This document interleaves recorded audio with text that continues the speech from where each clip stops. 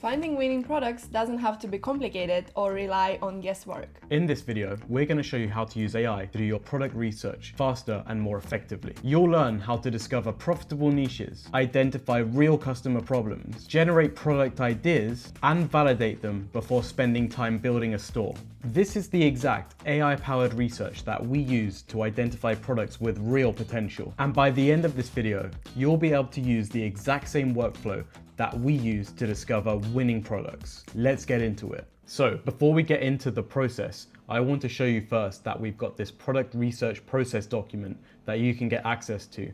Now, what we want to start with is a master prompt that we've generated so that you understand exactly what we're going to be looking for as marketers. So the goal of this prompt is to generate niche ideas with sub-niches, finding customer problems, and possible products that solve real needs. So on the screen, we've got our product research master prompt. And again, you can have access to this if you look in the description in the YouTube video. We'll leave a document link to the Google Doc so you can access this.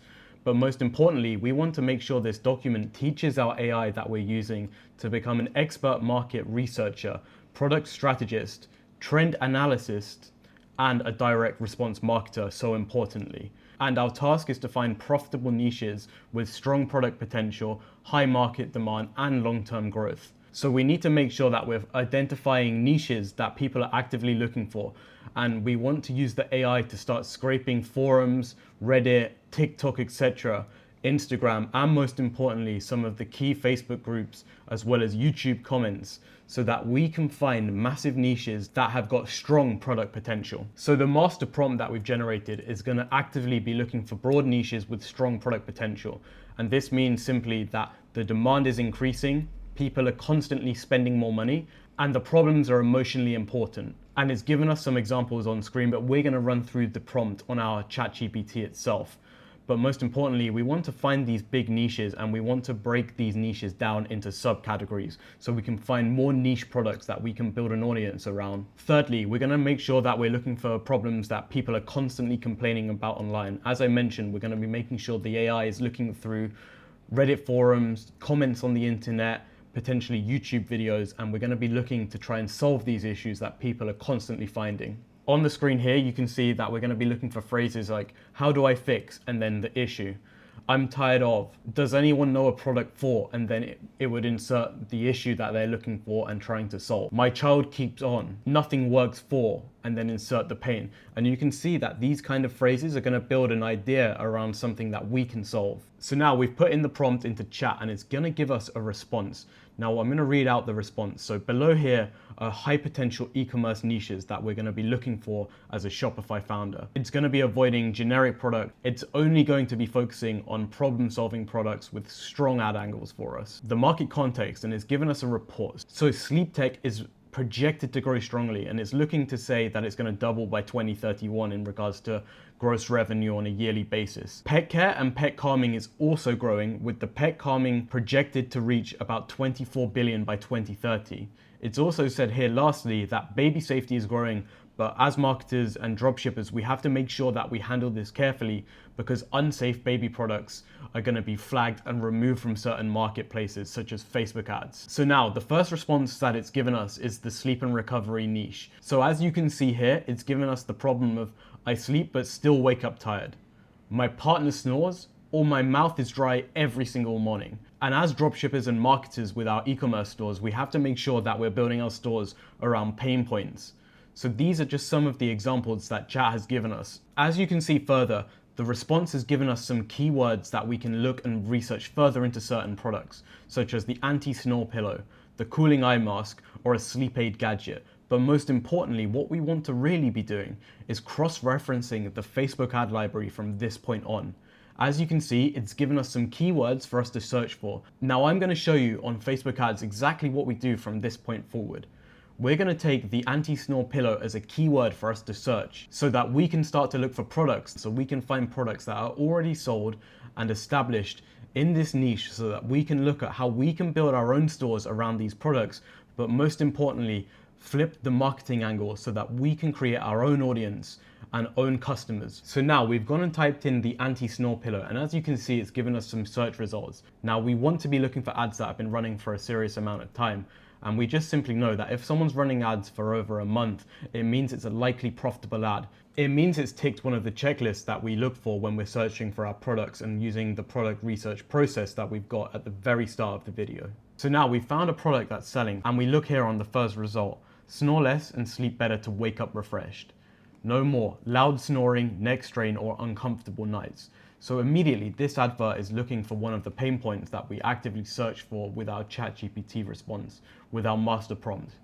And as you can see here, we're going to open up the website. Now we're on their website, let's examine exactly what they're selling and how they're using their marketing angles to get sales. So first of all, it looks to me that they're pushing that this product is overall going to improve someone's sleep quality.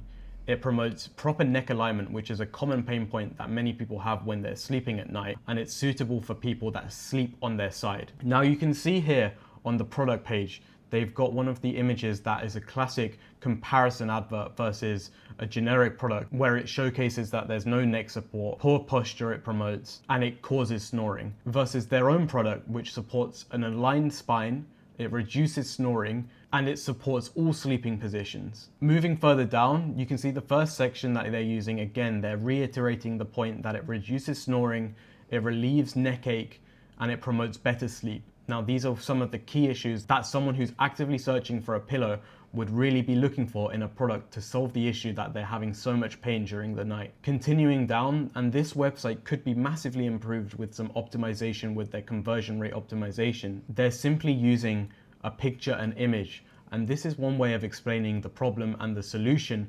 But again, with modern technology and using ChatGPT, watching some of our videos on the channel, you can improve your own sections by using some of the research and prompt tools that we've provided on the channel. Again, it's explaining simply how the pillow works, but it could go one step further and showcase how this person is going from severe pain to a massive solution with using this product. Moving further down, you can see there's some generic FAQs, but most importantly, what they're really missing on their customer reviews is any images of the product in use. This needs to be improved massively so that their conversions will go up significantly if they've got some social proof of people using the product. So we're back on the Facebook ad library, and what you can do once you've found this product and brand, you want to go and search for the actual brand page itself on Facebook ad library to make sure that they're running ads themselves. One thing I notice here is that this is pain-free Aussies, which implies they're running ads in Australia only. Now you could, as a dropshipper, take this product and remarket it to a certain other country. For example, you could sell it in the US, but maybe you could go and take it to the UK or a German market, for example. As you can see here, they're running tons of different ads. They're running it from multiple pages, such as the pain-free Aussies. They're running it from a doctor page, and they're also running it from another generic Pillow Heaven brand, which means that they're running a ton of traffic to their page, which implies that it's certainly working. So what you can do as a marketer and dropshipper is taking this product, you can see that they're ultimately pushing a ton of pain points. But what you really want to do, and this is how you can get an edge in your marketing, is try and find one major pain point and build the entire store around this. So for example, myself, I would personally be taking this product and building the entire store around the fact that it relieves severe neck ache. And how I do this is improving all the images, videos, and the copy to make sure that it's finding someone who's just exclusively looking for something that's going to relieve their neck pain at night. One key rule to remember is that if you're trying to advertise to everyone, you'll in fact find no one. So it's better to try and find a more niche angle and pain point within your marketing so that you can build all your creative on Facebook ads around this angle so that Facebook knows exactly who to find and serve your adverts in front of. Finally, once we found a product using our key terms and finding something online, we want to ultimately cross-reference this with our product research process. Now in this document, the most important things here is that we want to find these strong product ideas. And ultimately, we want to make sure that the product is easily explainable within 3 seconds. The product can be shown well in ads. We found a website that could be used as room for better branding so that we can build our own stores around this. And ultimately, the product solves a real and specific pain point. So next, we want to make sure that we've searched some of the key terms, which we did earlier with the anti-snore pillow. And as you can see here, that we've done this with the Facebook ads library, which is one of the most key research tools that you can use as a dropshipper. We want to make sure that we're looking for small competitors. Now we've identified a store that is ultimately going to be dropshipping. We want to avoid large companies like Amazon, Walmart, and Dyson, but most importantly, we want to be finding smaller Shopify style brands with niche stores that are potentially even single product stores. Then we want to make sure that we've looked to see if they have active ads, which we did, and we cross-referenced. We saw that they had ads running in Australia and they had it from multiple pages. Then the next step is ultimately looking to make sure that we've studied their ads, and we did this by reading out the hook and the headline in the advert on the Facebook ad copy that we showcased to you. And then most importantly, we want to land on their website. Now we did this and we looked at the entire process and we showcased how we would improve the store.